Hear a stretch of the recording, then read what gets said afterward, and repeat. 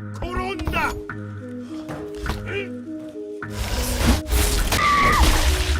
कहानी की शुरुआत में हमें एक डरूमा डॉल को दिखाया जाता है जो क्लास के बच्चों के साथ एक डेड गेम खेल रहा था। जो बच्चे अपनी जगह से हटता वो ब्लास्ट हो जाता। कुछ लड़के भागने की कोशिश करते हैं पर सभी दरवाजे और खिड़कियां बंद थी। तभी डॉल सामने घूमता है और उन्हें बेरहमी से मार देता है। ये देखकर सभी बच्चे बहुत डर जाते हैं। तभी एक लड़का डॉल्स के पीछे लिखे हुए रूल्स को पढ़ता है जिसमें लिखा होता है कि गेम खत्म होने से पहले डॉल के पीछे वाले बटन को प्रेस करके गेम को जीता जा सकता है। ये सुनकर एक लड़का उस बटन को दबाने के लिए आगे बढ़ता है पर तभी वो डॉल सामने मुड़ जाता है और लड़के को ब्लास्ट कर देता है। तभी ये देखकर एक लड़की डरकर जोर से चिल्लाती है जिससे वो भी छोटे बॉल्स में ब्लास्ट हो जाती है। अब सिर्फ 1 ही मिनट बचा था इसलिए सब उस बटन को प्रेस करने के लिए दौड़ते हैं लेकिन डॉल बीच में ही सामने मुड़ जाता है जिससे सब एक एक करके ब्लास्ट हो रहे थे। अब तो पूरा फ्लोर छोटे बॉल से भर चुका था और सिर्फ एक चश्मा वाला लड़का और आस्का ही जिंदा बचे थे। तभी चश्मे वाले लड़के को आइडिया आता है। वो आस्का को अपने कंधे पर जंप करके बटन प्रेस करने को बोलता है। बस 1 ही सेकंड बाकी था तभी आस्का जंप करके बटन को प्रेस कर देता है और गेम जीत जाता है जिससे दोनों लड़के चैन की सांस लेते हैं और चश्मे वाला लड़का आस्का को कांग्रेट्स करता है। तभी उसका भी सर ब्लास्ट हो जाता है। तभी डॉल आस्का को कहता है कि इस गेम के रूल्स के मुताबिक सिर्फ उसी को बचना था जो बटन प्रेस कर देता। ये सुनकर आस्का काफी घबरा जाता है कि आगे क्या होने वाला है। तभी एक लड़की क्लास में आती है जो कि आस्का की नेबर जीयोंग होती है। वो भी अपने क्लास की विनर थी। वो लोग पुलिस को कॉल करने की कोशिश करते हैं पर फोन में सिग्नल नहीं था।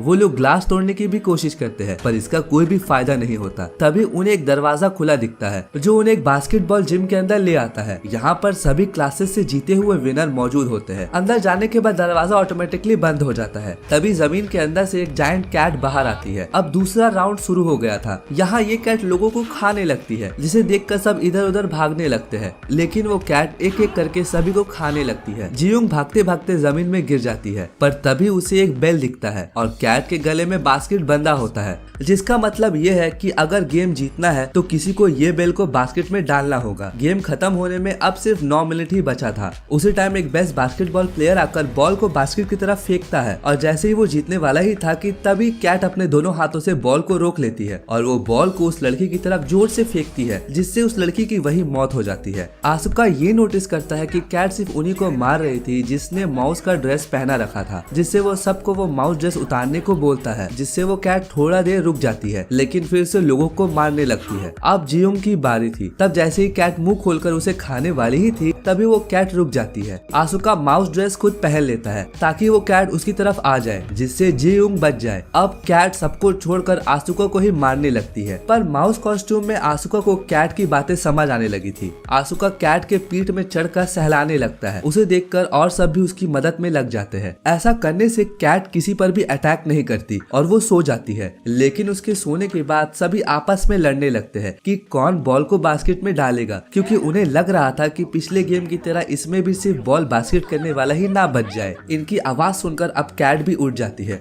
और सबको मारने लगती है लेकिन जियोंग और आसुका कैट को कंफ्यूज करने के लिए उसकी तरफ 2 बॉल फेंकते हैं। इसमें से एक बेल होती है और एक सिंपल बॉल जिससे कैट बॉल को रोक ना पाए और वो जीत जाए और वो ये गेम जीतने के काफी करीब होते हैं लेकिन आसुका का निशाना गलत हो जाता है। अब उनके पास सिर्फ 2 सेकंड ही रह गया था और तभी स्कूल का सबसे पावरफुल लड़का वहाँ आता है और अपनी जान की बिना परवाह किए हुए बॉल को बास्केट कर देता है जिससे वो लोग सेकंड राउंड भी जीत जाते हैं। उस लड़के का नाम अमाया होता है। यहाँ पर सिर्फ जियोंग, आसुका और अमाया ही बचे थे। अमाया आसुका को बताता है कि ये ऐसी गेम है जिसको गॉड ने खुद बनाया है और ये गेम वही लोग जीत पाएंगे जो ताकतवर हो। और तभी कैट अपने मुंह से धुआं निकालती है और सब बेहोश हो जाते हैं। जब वो लोग होश में आते हैं तब आसुका देखता है कि अभी भी गेम चल रहा है। तभी उन्हें स्क्रीन पर लिखा हुआ दिखता है कि कीज को ढूंढो तभी तुम लोग बाहर जा पाओगे। तभी 4 डॉल्स वहाँ पर आती है और वो लोग उन्हें गेम के रूल्स बताती है कि तुम्हें आंखों पे पट्टी बांधकर एक जगह पर बैठना है और हम चारों गाना गाते हुए तुम्हारे चारों ओर घूमेंगे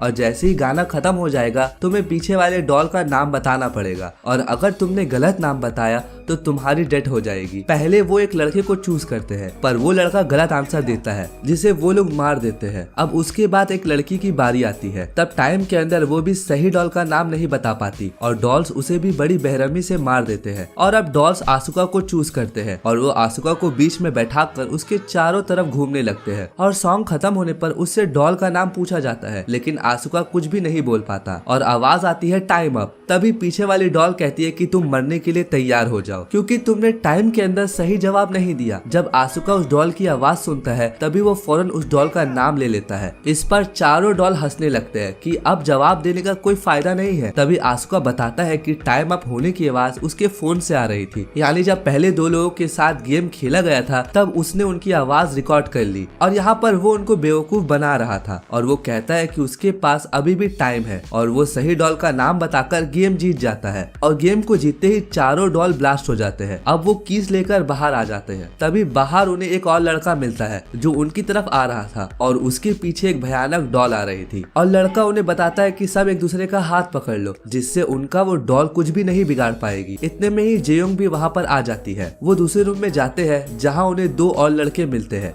वो लड़के आसुका को बताते हैं कि इस गेट को ओपन करने के लिए हमें टोटल 7 कीज चाहिए लेकिन उनके पास सिर्फ 4 कीज है। लेकिन इतने ही देर में 3 और कीज लेकर अमाया भी वहाँ पर पहुँच जाता है और वो डॉल से बचने के लिए एक दूसरे लड़के का हाथ पकड़कर आया था। और अंदर आते ही अमाया उस लड़के को मार डालता है और कीज डालते ही एक आवाज आती है कि आप सब अपने ड्रेस चेंज कर ले। और ड्रेस चेंज करते ही वो दूसरे गेम की तरफ बढ़ते हैं। अब इस दूसरे लेवल में एक व्हाइट बेयर उनको ट्रूथ और डेयर खेलने को बोलता है। इस गेम का रूल ये है कि जब तक सब सवालों के जवाब सब सही सही देंगे तब तक वो सब बचे रहेंगे, लेकिन जैसे ही कोई झूठ बोलेगा वो बेयर उस इंसान को मार देगा। बेयर उनसे पहला सवाल पूछता है कि उन सब की फेवरेट फूड कौन सी है, जिस पर सब अपना फेवरेट फूड का नाम बता देते हैं। लेकिन बेयर कहता है कि नहीं, तुम में से कोई तो ऐसा है जो झूठ बोल रहा है। और बहुत सोचने के बाद उन्हें पता चलता है कि वो लड़का वही है जिसके पीछे वो भयानक डॉल आई थी। लेकिन वो लड़का बोलता है कि नहीं, उसने सच बोला है। लेकिन फिर भी वो बेयर उसे जान से मार देता है। अब बेयर दूसरा सवाल पूछता है कि क्या तुम सबको बेयर पसंद है? सब यस बोलते हैं। ये सुनकर बेयर गुस्सा हो जाता है और वो बोलता है कि इस बार भी कोई झूठ बोल रहा है। इस बार सब एक लड़की को टारगेट करते हैं कि वो झूठ बोल रही है, जिस पर लड़की बोलती है कि नहीं, मैं सच बोल रही हूँ। पर कोई भी उसकी बात नहीं मानता। तभी बेयर उस लड़की को मार देता है। ये देखकर आस्का को समझ में आ जाता है कि आखिर यहाँ झूठ कौन बोल रहा है और वो बेयर को पॉइंट आउट करते हुए बोलता है कि वो झूठा और कोई नहीं बल्कि तुम हो, क्योंकि तुम व्हाइट नहीं ब्लैक बेयर हो। तभी बेयर व्हाइट से ब्लैक में बदल जाता है जिससे वो गेम जीत जाते हैं। तभी वो पांचों सर्वाइवर्स अपने आखिरी लेवल में चले जाते हैं।